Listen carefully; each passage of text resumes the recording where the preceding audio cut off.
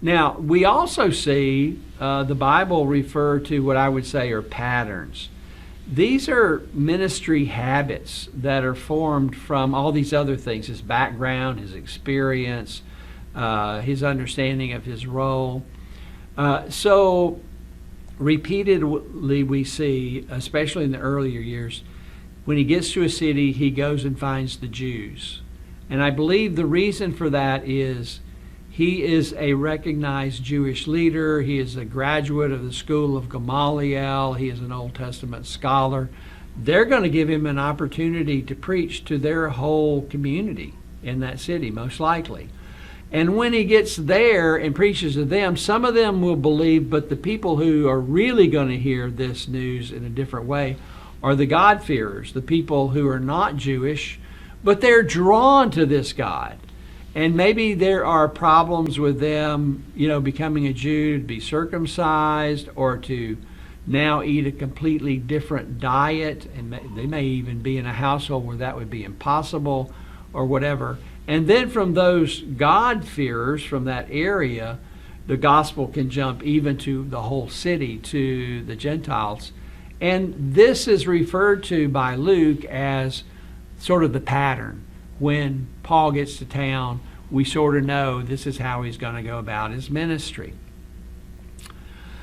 We see in his preaching, he is boldly speaking out the gospel. But he also, the multiple different words we'll look at in this class a little bit, the multiple different words that describe how Paul went about proclaiming the gospel to the nations. He's bold, but he also uses dialogue. He gets into discussions with people. Maybe he's answering their questions, whatever. And then he also uses the word persuade. He's not just telling them the facts. He is appealing to them. And in fact, he says, with tears, night and day, I appealed to you. He's trying to persuade them to actually trust Christ and follow him. This becomes, again, it looks like a pattern of how Paul carried out his work. We see also, whenever this was possible, Paul did both public and private proclamation. He's probably sitting at his workbench in the market and talking to people, whoever will walk by or sit down and talk for a while.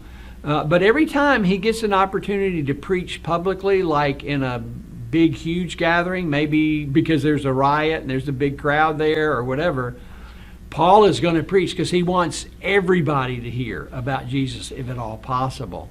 So again, we're seeing a pattern here. Whenever he gets the chance, he's going to be talking to individuals, probably in homes, and then also, whenever that opportunity arises, to preach to as many people as he possibly can, even when it was dangerous, in order to get the gospel out broadly as possible. And then we see that, he and Barnabas come back to Antioch several times, at least three times. Paul returns back to Antioch. I think he is both seeing how the church at Antioch is doing, but he's also giving a report of what God is doing out there through him and his team and others to win the nations to himself. So these patterns. And then a pattern emerges after Acts 13. And that is, from Acts 13 on, Paul is always working as part of a larger team. That's not evident, say from chapter 9 through chapter 13, although Barnabas, he was with Barnabas, so that's already a team. And he may have learned this from Barnabas. Never work by yourself. Always bring somebody with you. Always be preparing, younger people to come along. And so the pattern through most of the book of Acts then becomes Paul is working with a larger team.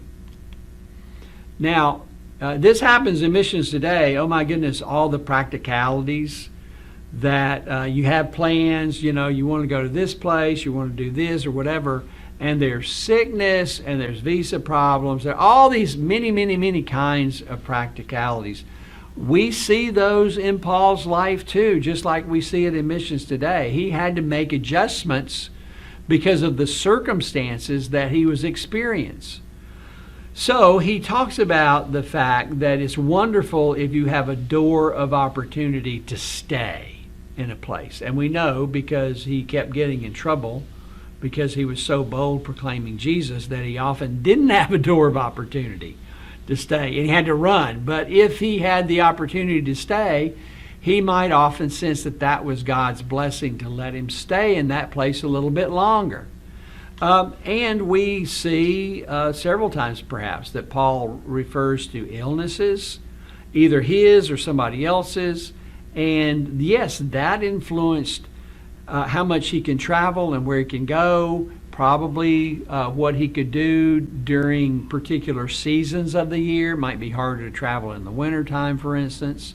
And so, yeah, these practicalities are actually influencing where Paul is and the ministry that he's doing.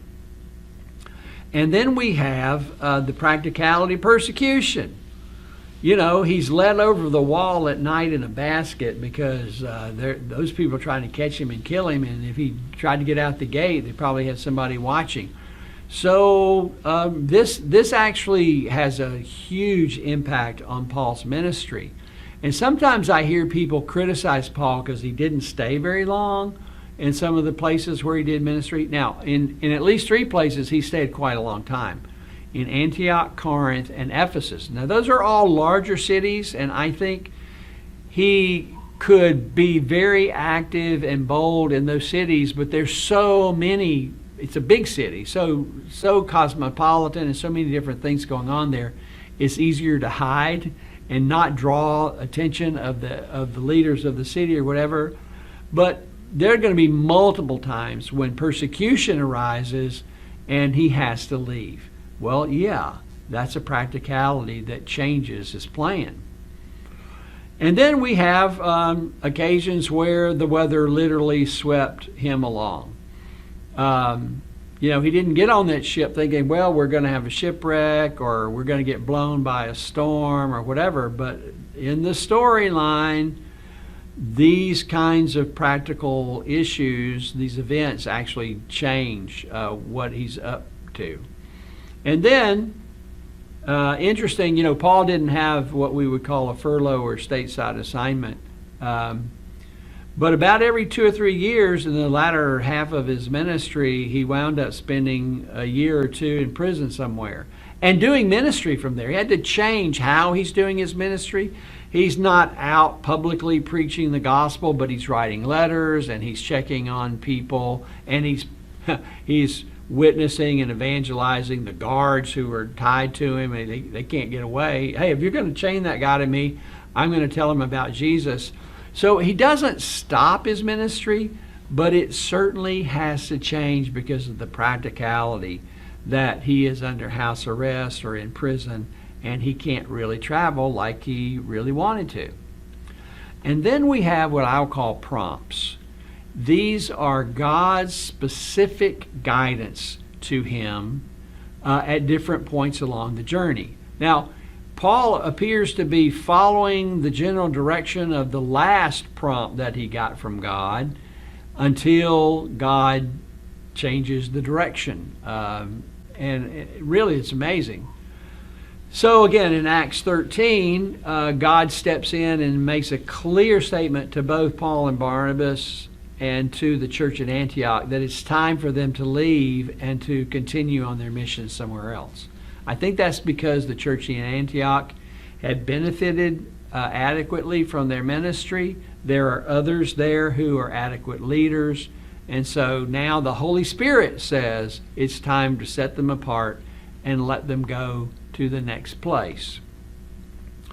They're marching northward through Asia Minor, and the road looks like it's going to sort of veer right and head to an area called Bithynia. And so Paul's just following the road. He hadn't been there. The gospel hasn't reached there as far as he knows. So as far as he knows, okay, we're going to go there and preach. And the Holy Spirit says, stop. Do not go there. Now, in the New Testament, we get other records that there is a church in Bithynia. So somebody else was supposed to go there.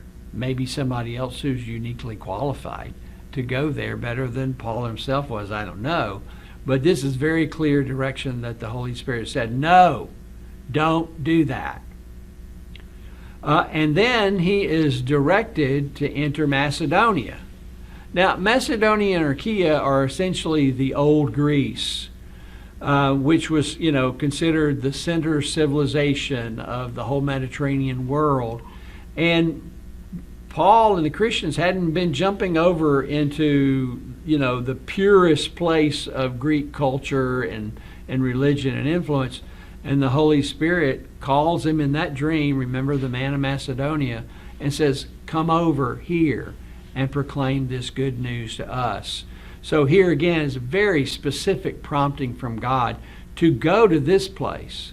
And then in Acts 18, I think there are other places we could probably guess this is happening. God directs him to stay here a while. You have the opportunity, stay here a while. I sense this is God's leading. Not to keep moving all the time.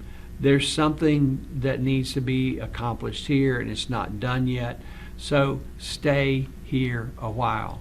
So, oh my goodness, yeah, I don't know. I can't even count all the things that we've just talked about. But all of these factors, all of these pieces of the decision making. But what we see is there's a clear purpose, there's a clear calling. He has a general sense of the geography that he needs to be going in, but the speed at which, and sometimes the actual place that he's going to, God is leading him through circumstances or through a direct prompt from the Spirit speaking to him to say, Paul, follow me. Here's what I want you to do. And we see this flexible strategy throughout his ministry. And this is how God was leading him in all these different ways.